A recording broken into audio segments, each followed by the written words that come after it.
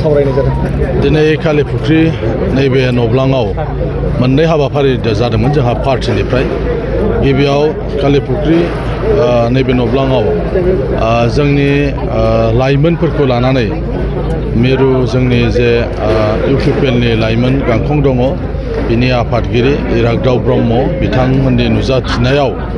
new भटार्सफोरजों सावरायलायनाय मोनसे हाबाफारि जालांदोंमोन जोबोद मोजाङै बे सावरायलायनाय हाबाफारियाव बाहागो लाफैदों आथिखालाव प्रमद बर' सरकारा लाइमोनफोरनि थाखाय जेफोर हाबाफारि मावदों बे हाबाफारिखौ दानि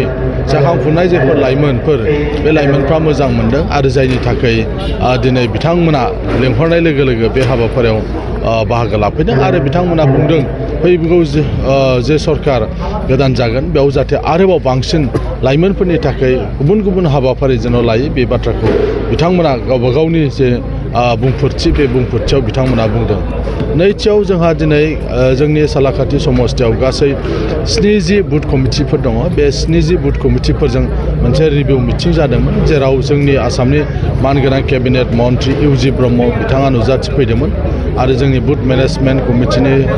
चिफ कनभेनर आरो गुबुन गुबुन बिबानगिरिफ्रा बाव बाहागो लाफैदोंमोन जोंनि गेजेराव सावरायलायनाय जादों जे बबे बबे बुथआव मा रोखोमै खामानि मावगासिनो दं जोंनि न'खर न'खर बेरायनायफ्रा माने जोबखोना जोबदिया बायदिसिना खोथाफोरखौ लानानै जों सावरायदों आरो बेयाव जोंनि बुथ कमिटिफ्रा रिपर्ट होदों जे जों सब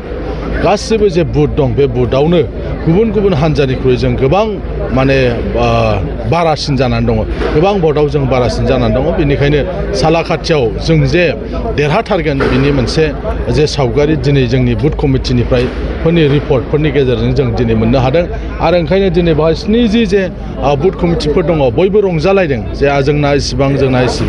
बेबायदि मोनसे हिसाबखौ मोननायनि उनाव दिनै बयबो गोजोननाय फोरमायदों